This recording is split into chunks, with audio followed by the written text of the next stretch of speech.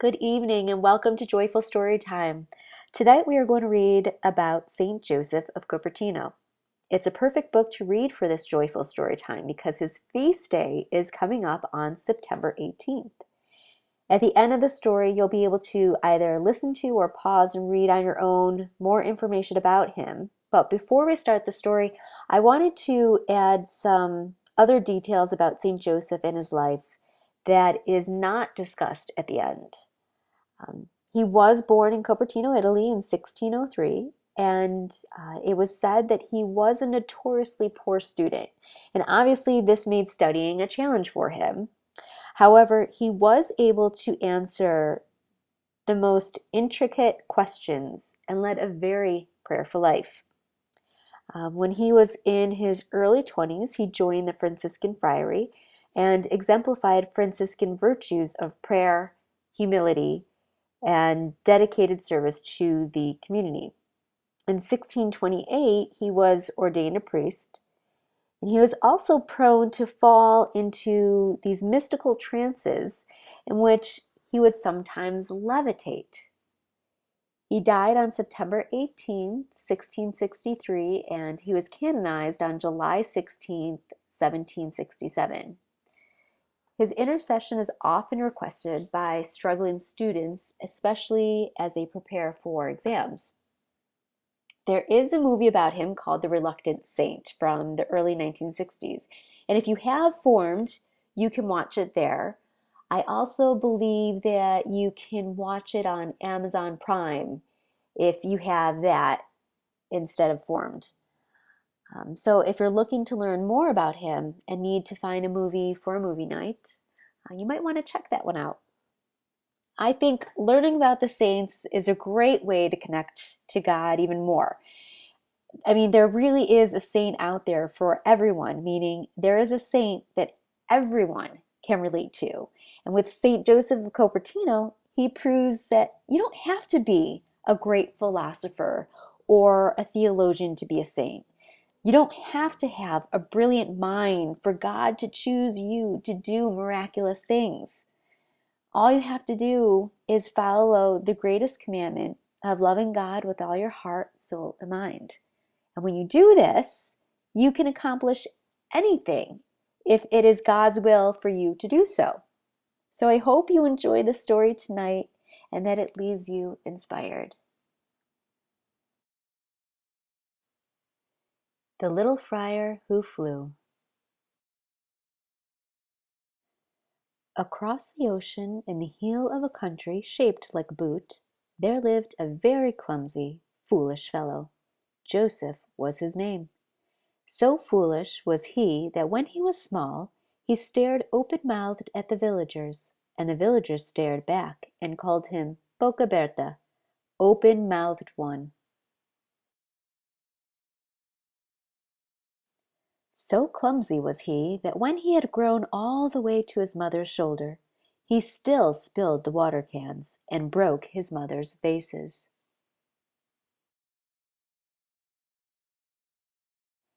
And when he served the good friars in the village, he could not tell the white bread from the brown bread, and he dropped so many plates that the good friars all shook their heads and finally shooed him away. He now called himself Little Donkey. Perhaps he was nothing more than a clumsy, foolish fellow.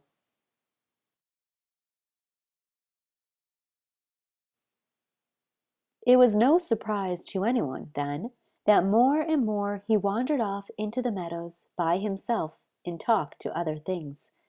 "Brother Swallow," he would say to a bird, "it is such a blue, blue day." Or to a flower, "Sister Rose, is that the wind turning your petals so?"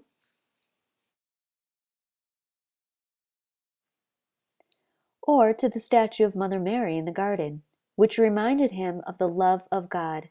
"Mamma mia, may I bring you a present today?"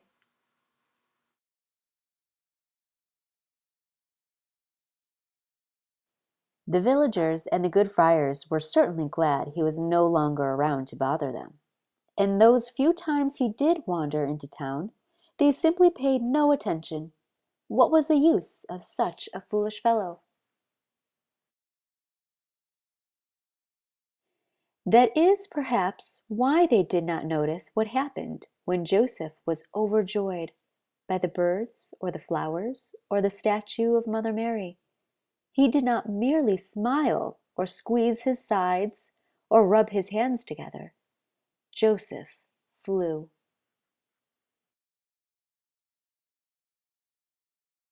To be sure, at first it was little more than an airy hop when he caught spring's new daffodils in his fingers. It was only a trifle more than a leap when he saw sheep gambolling in a morning pasture.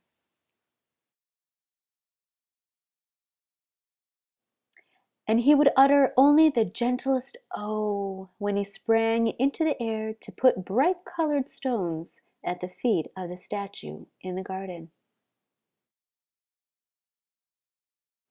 But of course, one by one, the villagers noticed the little donkey.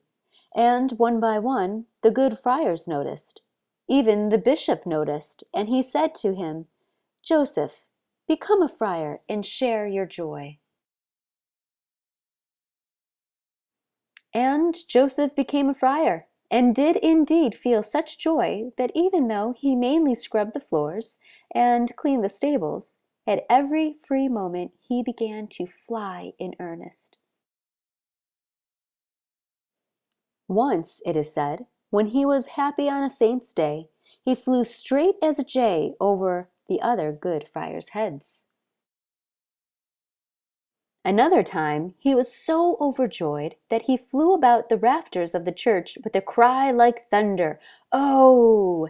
It echoed and made the walls tremble.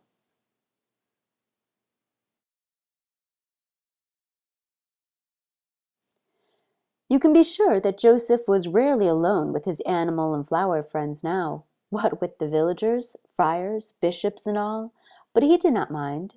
After all, wasn't joy something to share? Even the good friars thought yes, and so they allowed him to leave the village and travel to faraway cities, where Joseph flew and became even more and more joyful.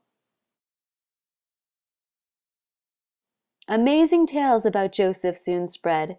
In a faraway place he cried his thunderous "oh" and cast a sheep up into the air, which he promptly joined on the top of a tree.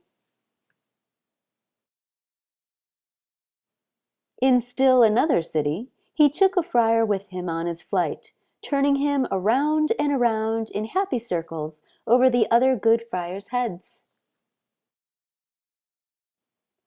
And at an even more distant place, Joseph grew so joyful that he did a loop in the air, swooping so low at one point that a woman fell into a faint. Such joy! No one had ever seen anything like it. And such friends! Wherever he went, to Rome, Assisi, or Naples, little donkey made friends. Before long, no fewer than 8 cardinals, a prince, 2 dukes, and a queen, not to mention a quantity of villagers in every town he visited, counted themselves as Joseph's friend. But this popularity led to trouble. The little donkey who had been alone in his meadows with his flowers and sheep and birds was now never alone. And neither were the good friars who were with him. The friars were men of prayer who lived in quiet ways. They sat at their tables quietly, cleaned the stables and scrubbed the floors quietly, walked through the piazza quietly. And wherever Joseph was, it was never quiet any more. There were admirers, curiosity seekers, and those seeking Joseph for his prayers and advice. And with all this commotion came noise and confusion. Finally, the bishop said, "Enough!" The good friars echoed, "Enough!" Even little donkey admitted, "Enough!" And he was sent to a small friary tucked far away in the hills, a long way from cardinals and princes, dukes and queens, even villagers. It was a quiet place with hardly anyone to share his joy. Ah, but Joseph was not alone. In the meadows and the gardens, there were his birds, his flower and animal friends, and he would talk to them as he once had. "Brother Swallow," he would say on a gray day, "I think it's due to rain." Or to a flower, "Sister Rose, there is a mist on your petals today." One evening he even invited a flock of sheep into the chapel. Joseph still flew, particularly before the Mother Mary statue in the garden, which reminded him of the love of God. The source of his joy, after all, was Jesus, and as the years went by, he knew him more and more. No, the little donkey was not alone. He never had been.